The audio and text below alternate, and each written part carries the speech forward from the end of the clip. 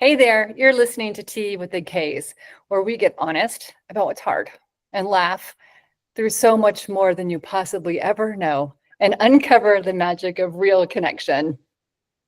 We're Kim and Kristine, and we are best friends, coaches, and two women who believe that love is not just an emotion, it is a powerful everyday practice. And every week, we're going to be pouring some truth into our cups, and that's rooted in our love framework. Yeah, this isn't just surface talk. We're diving deep into relationships, and relationships mean parenting, healing, and self-leadership.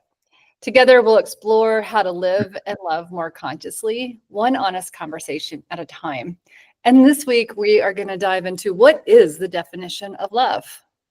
Yes. So, friends, mugs up, hearts open. Let's talk love, growth, and everything in between. Yeah, so Kim and I were talking the other day, like, what is the definition of love? And what do most of us think it is, right? Kim, what did you think love was? Right, a feeling. Yeah, like that in love feeling, that you get with a sexy someone or when a baby is born, that in love feeling. Right. It's sort of like, well, it's this overwhelming feeling. What everybody always says is like, I just want to be in love. I just want love. I do. I want love. And then I say, so what is love? It's a feeling. And I'm like, okay, how's it showing up in your life then? Mm-hmm. What is your experience of it? And a lot of people will say, well, love hurts. Love sucks. Love is great. Like, what is love? Love is work. Sacrifice. Yes. Yeah. But what are we working on? And what are we sacrificing? And what are we responding to? So we had the call and response, right? So if I want love, where's the call of love coming from? Mm-hmm. How am I supposed to know what that call is? How do I respond? Right? So one way we do that is we help people define what love is on a biological level, which is inside their body, not what they think it is. And one way we do that is we say, hey, let's define what was your home life like when you were growing up. And Kim, I'm going to use you as an example today. We're going to use you to go in. Great. You ready? Nope. Okay. So, Kim, if I were to ask you, what was your home life like when you were growing up? What did you see and experience love as at that time? Well, our home was definitely filled with love. Like it was always known to everyone that no matter what you did or said or anything, you would always be loved by the people in our home. And at the same time, there was a lot of disconnect in our home and a lot of chaos and a lot of unknowns. So even though I know no matter what I did, everyone would love me, it didn't always feel that way. Are you feeling something right now as you even talk about it?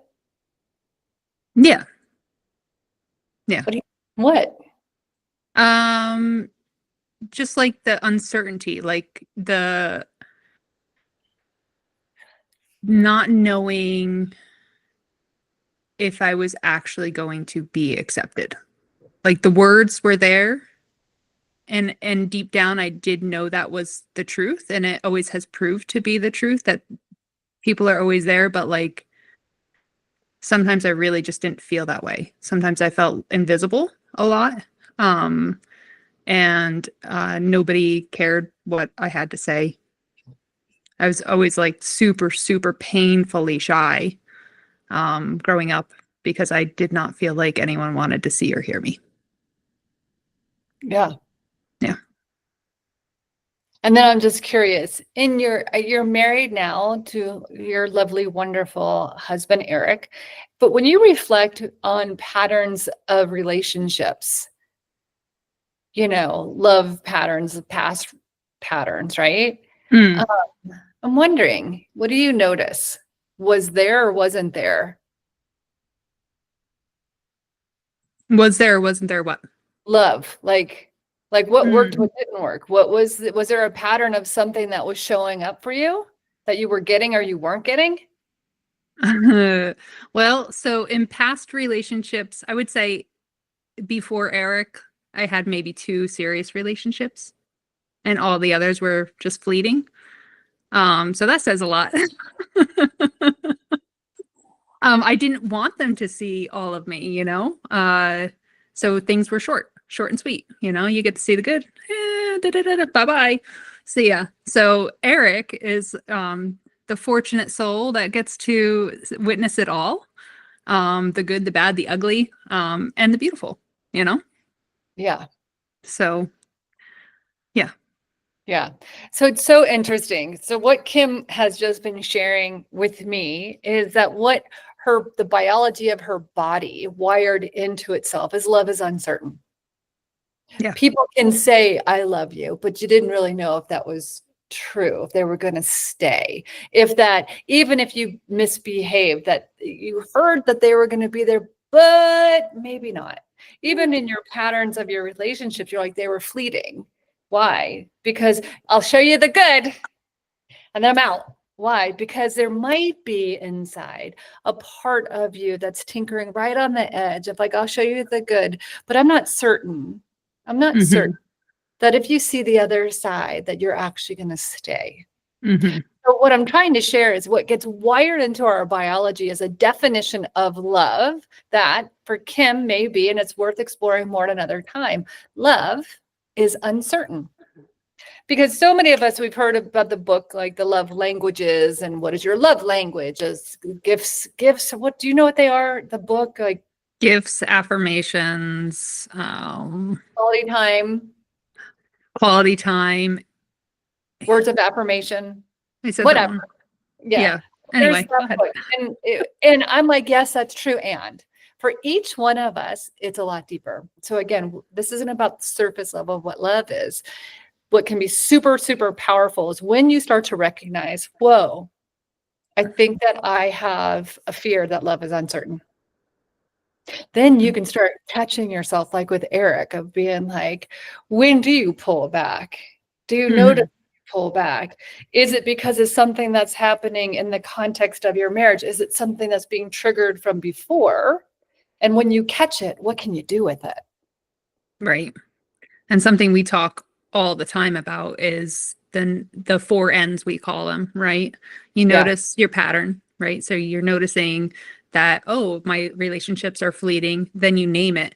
Oh, they're fleeting because love is uncertain. That's the naming of it, right? And then to stay neutral in that. That's really a key for us, is staying neutral, where you are not judgmental of it. You're not like, oh, you're so dumb for not seeing that, or whatever the judgment may be, and you stay neutral in it, and that's when you can navigate. And that's number 4. And you can navigate into a different storyline, a different pattern and a different behavior from there. Yeah. And oftentimes that navigation piece comes from inside. It's like all of a sudden you start feeling that you don't want to do something different, or you get a sense of doing something different, right? Yeah. That judgment piece is crucial. Oh, it's top of the line. Yeah, because what happens for most people that we work with is they will say, oh my gosh, I can't believe I've done that this entire time. What is wrong with me? Look at the time that I've lost. This is so sad. I'm like, when we go to judgment, it keeps us stuck. And it does. And that's another tool for survival, by the way. Your body does that to keep you exactly where you are. When we say go neutral, get rid of judgment. You For actually yourself and for others as well, because a lot of times, like, you can notice a pattern, you can name a pattern, and you blame somebody else. That's a judgment. It's not going to get you anywhere. Oh, it's because of them that I'm doing X, Y, and Z. That's not the truth, Exactly. And so often when we feel something, a discomfort inside, another thing that our body wants to do, our mind wants to do, is look for what's causing it. Oh, and then usually you either blame yourself or you look at the other person across. It must be your fault. You must be doing it. So we want to just go neutral.